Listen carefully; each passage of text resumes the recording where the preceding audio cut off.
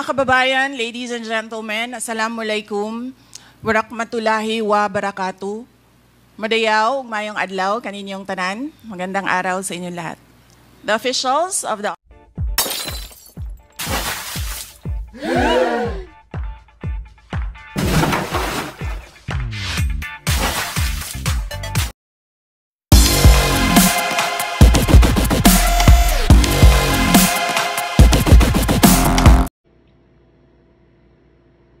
Kumusta mga ka-people? Magandang gabi, magandang araw sa lahat na nandito ngayon nanonood sa ating reaksyon or ating tatalakayin ngayon.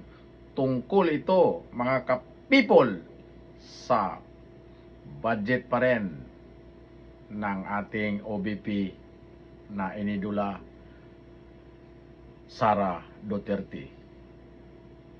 Hindi ba kayo nagtaka? Bakit itong si BP Sara palagi nilang kinukulit at pabalik-balik dyan sa Kongreso at kanilang investigahan? Dahil daw itong kanyang pondo ay may balak silang kaltasan o nakaltasan na nga. Tapos magtatanong na naman ulit sila kay Sara Duterte, kaya isa lang kasi ang kanilang pakay. Hindi na ito pagbawas ng mga budget o hindi. Ito ay may plano talaga na i-impeach itong si BP Sara Duterte.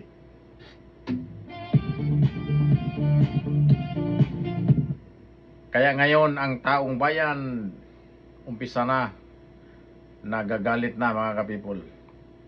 Kasi yung mga alipuris sa administrasyon ngayon, palaging tinitira itong si BP Sara. Pero noong isang araw na ito'y pinapatawag dyan sa hearing, ay nakitaan ng butas ang kanilang rules. Akala siguro nila itong si BP Sara ay bobo. Abogada yan mga ka-people. Itong chairman nila na parang magaling, sila daw ang magaling lahat, naisahan sila. So hindi nag-take out itong si BP Sara, kaya hindi sila nakapagtanong or masayang ang mga tanong nila kasi ilang linggo yung pinaghandaan nilang mga tanong at naggawa pa ng slide. So ngayon hindi man nila ito contempt, kaya hindi sila magtanong. So ang masasabi ko lang dyan sa committee na yan, yung katalinuhan ninyo, kabubuhan lang yan kay BP Sara. Yun ang totoo.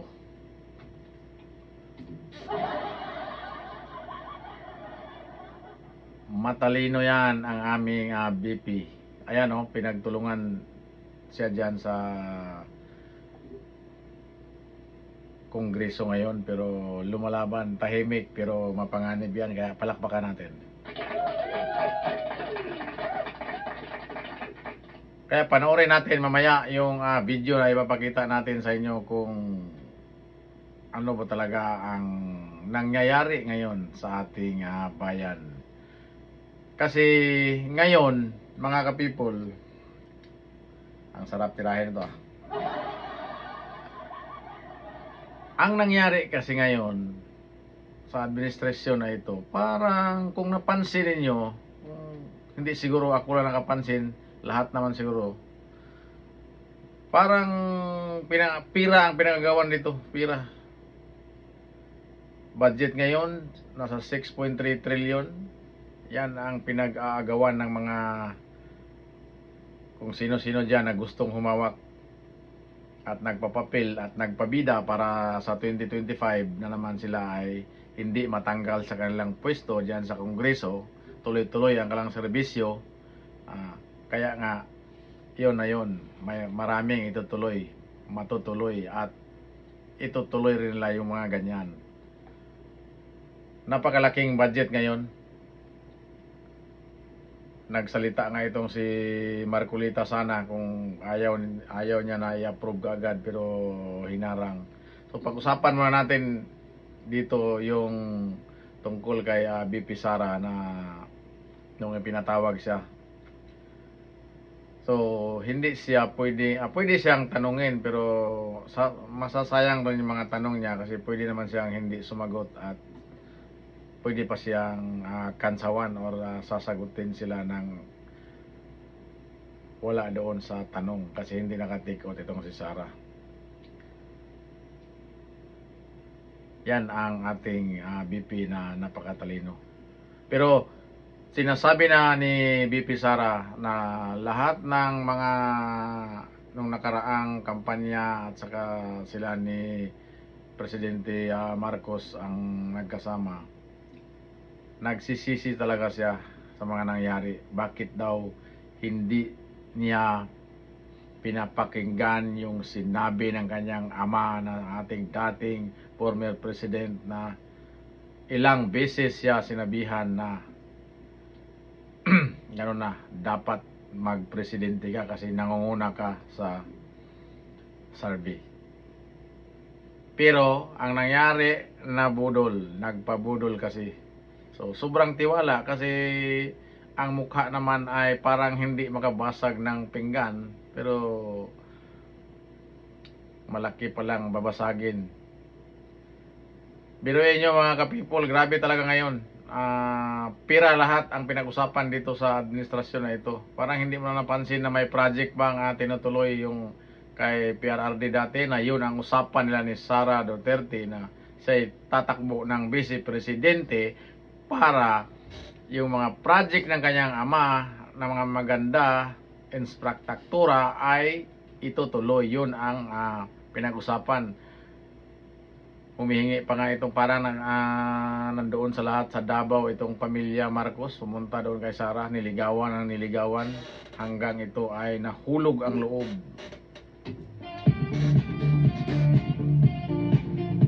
Pero hindi pa naman sayang ang panahon dahil sa 2028 sigurado na tayo. Kaya humanda na tayo mga ka-people kung aabot sa 2028. Kung hindi, yung mga tao pupunta naman sa EDSA kasi ibang-iba na ngayon. Lahat ng mga kaalyados o malapit sa dating presidente or sa mga Duterte ay dahan-dahan na nila itong tinanggal. Yung iba nag-resign, yung iba hinanapan ng butas. At isa pa mga ka-people, ang ating administrasyon ngayon, kung titingnan natin yung nag-imbestiga dyan sa Kongreso, parang kumakampi na sa mga kriminal. Biruin mo, mas lalo pa nilang binibigyang lakas loob yung mga detain, yung mga preso para imbestigahan yung mga drug lord na pinapatay. Ibig sabihin, kumampi pa sila doon sa mga drug lord, hindi sa taong naggumawa ng mabuti para sa pag-angat ng bayang Pilipinas, para safety lahat ng mamamayang Pilipino. Bakit ganito ang nangyari? Ano ba kayo? Ano ba kayo? Bakit ganyan?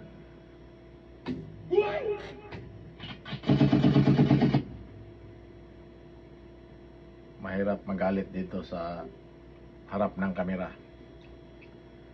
Pero hayaan na lang natin ang taong bayan na magdesisyon mga ka-people. Sa mga binitiwang salita ni BP Sara, napakatindi na yon. Ilang beses na niya sinabi na sinagot na niya lahat ng mga binabatong tanong galing sa mga komite sa Kongreso nung unang pagdinig. Sinabi niya na kayo na ang bahala sa Kongreso kung magkano, ilan yung budget na ibinigay. Pero tuloy-tuloy pa rin ang aking pagtatrabaho dahil kahit wala akong budget, wala akong pera. Ang akin ay serbisyo ng taong bayan. Yun kasi ang aking pinapanguhan sa aking pinapangakuhan noong ako'y tumakbo. Nasa aking plataforma yon. Yun ang sinabi ni BP Sara.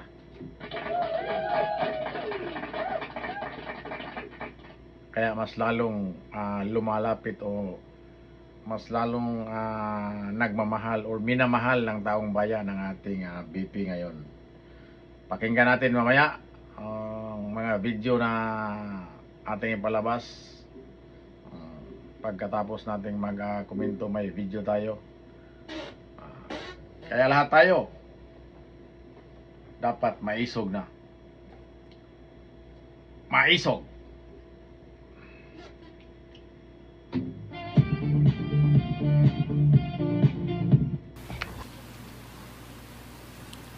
A message, sir, or my statement regarding the point of order? Message? Mga kababayan, ladies and gentlemen, Assalamualaikum, Warahmatullahi Wabarakatuh. Madayaw, mayong adlaw, kaninyong tanan. Magandang araw sa inyong lahat. The officials of the Office of the Vice President, as well as each and every one of our satellite office leads, were in receipt of a letter from the chairman of the Committee on Good Government and Public Accountability dated September 13, 2024, requesting our presence or that of our duly authorized representatives in today's initial deliberation with preliminary determination on privilege speech number 379.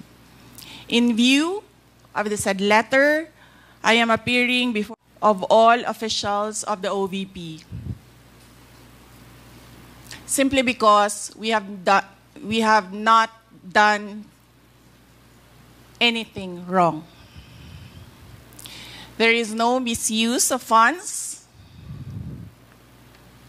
If there are audit findings, we shall gladly respond to them before the Commission on Audit.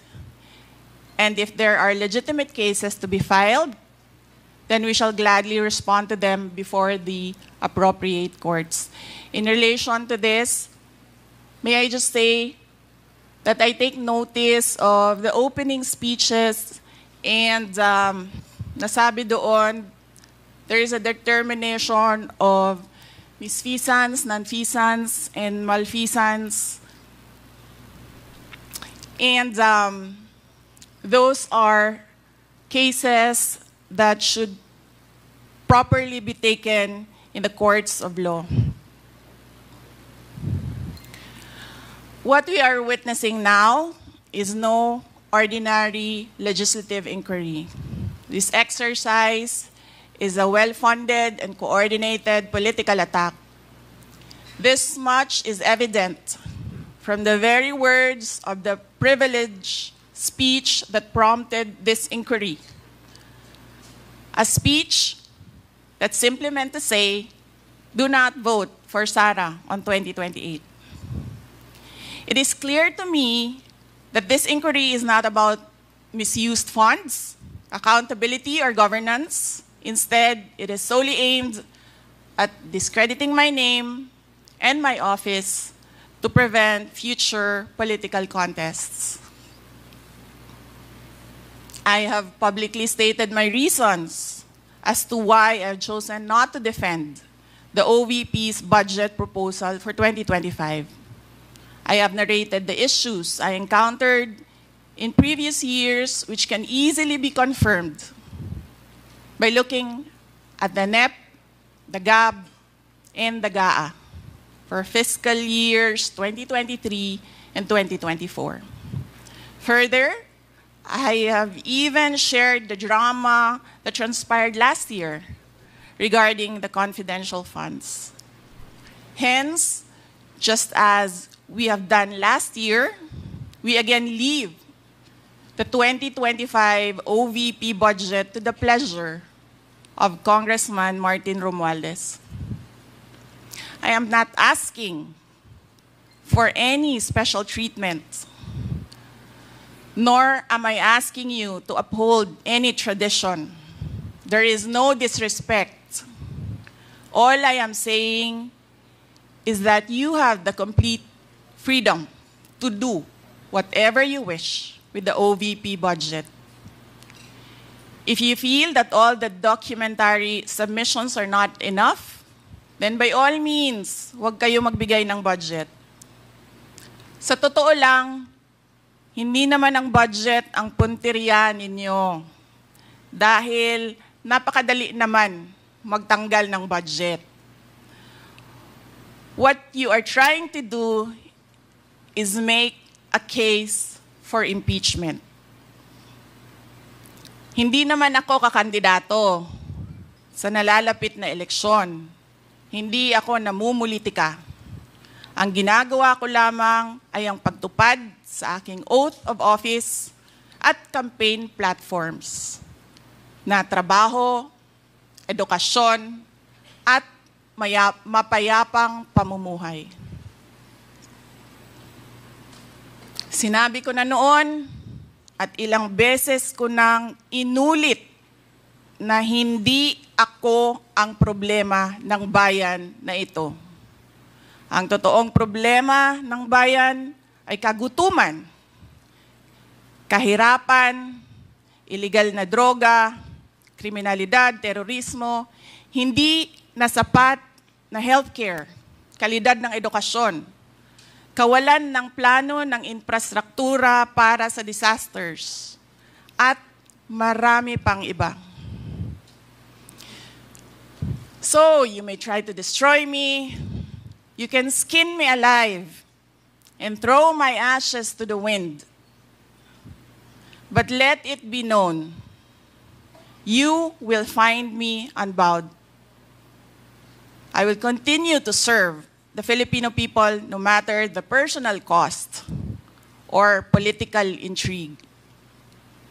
Having said that, I will not allow myself to be subjected to an inquiry based on an empty privilege speech just so you can attack me and do indirectly what you failed to do directly during the budget hearings.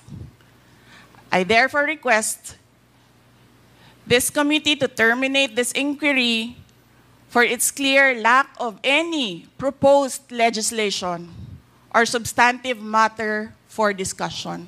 Shukran.